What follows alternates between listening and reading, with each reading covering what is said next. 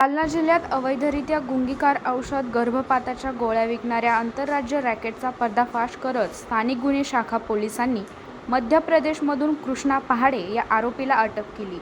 या रॅकेटच्या मुळापर्यंत जात असल्याने पोलीस अधीक्षक अजयकुमार बन्सल यांनी स्थानिक गुन्हे शाखा पोलिसांचं अभिनंदन केलं आहे। स्थानिक गुन्हे शाखा पोलिसांनी जालना शहरात गुंगीकारक गोळ्या, अवैध गर्भपाताच्या गोळ्या आणि उत्तेजक गोळ्या विक्री करणारे रॅकेट उद्ध्वस्त केले होते। या प्रकरणात पोलिसांनी सुमारे 8 लाख रुपयांचा मुद्देमाल जप्त केला होता।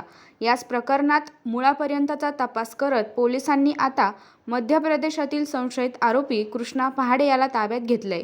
त्याला 3 दिवस पोलीस कोठडीत ठेवल्यानंतर आता त्याची न्यायालयीन कोठडीत रवानगी करण्यात आली आहे। या कारवाईनंतर पोलीस अधीक्षक अजयकुमार बन्सल यांनी स्थानिक गुन्हे शाखेचे पोलीस निरीक्षक पंकज जाधव, सहाय्यक पोलीस निरीक्षक योगेश उबाळे, पोलीस उपनिरीक्षक राजेंद्र वाघ, पोलीस अंमलदार रुस्तम जयवळ, सागर बाविस्कर, कैलास खार्डे, जगदीश बावणे, सतीश श्रीवास, इर्शाद पटेल, किशोर पुंगळे आदींचे अभिनंदन केले आहे।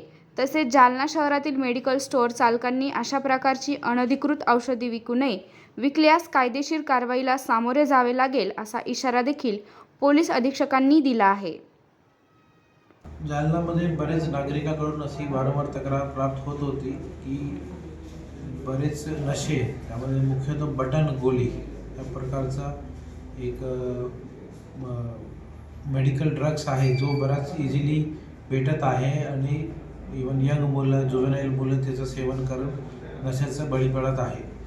त्याच्यामध्ये आम्ही आमची पूर्ण टीमला ॲक्टिव्ह केला होता आणि 6 सप्टेंबर रोजी कारवाई करून जालना येथे 4 आरोपी त्याच्यामध्ये अटक केले होते आणि ते 2 मेडिकल स्टोअर बेसिकली चालवणारे हे लोक होते जो विदाऊट प्रिस्क्रिप्शन ड्रग्स बऱ्याच इझिली पद्धतमध्ये देत होते आणि त्याच्याकडून सोजोक्स 550, गेस्टॅप्रो 500, सुहागरा 100 अशा विविध कंपन्याचे 8,11,000 एवढे ड्रग्स त्याच्याकडून सीज करण्यात आले होते आणि 4 आरोपी अल्तमश शेख, निशार शेख, संतोष बाळासाहेब जाधव, राहुल गायकवाड, उद्धव पटारे असे अटक केले होते।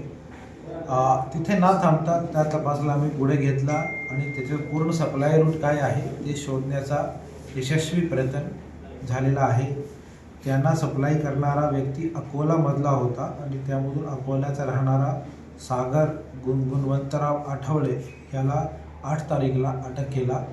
त्याच्याकडून तपासमध्ये अशा निष्पन्न झाल्या की अमरावतीमधून त्याला सप्लाय येत होती आणि अमरावतीचा आरोपी कपिल किसनराव साहू याला पण आम्ही 2 दिवसानंतर 10 तारीखला ते PCR असताना अटक करण्यामध्ये सक्सेस भेटला होता आणि त्याच्याकडून अटक करताना अशीच हे बँड ड्रग्स पण त्याच्याकडून सापडले। मेडले, विगोरा 50, विगोरा 100, विगोरा झॅली असे करीब 87,000चा ड्रग्स त्याच्याकडून सापडले होते आणि त्याला अटक केल्यानंतर अजून पूछताछमध्ये ही सप्लाय रूट मध्य प्रदेशपर्यंत सापडलेला आहे आणि त्यामध्ये मध्य प्रदेशचा एक आरोपी कृष्णा युवराज पहाडे राहणारा उमरिया जिल्हा मध्य प्रदेश याला 15 तारीखला गणपतीच्या 2 दिवस अगोदर अटक केलेला आहे पोलिसांनी।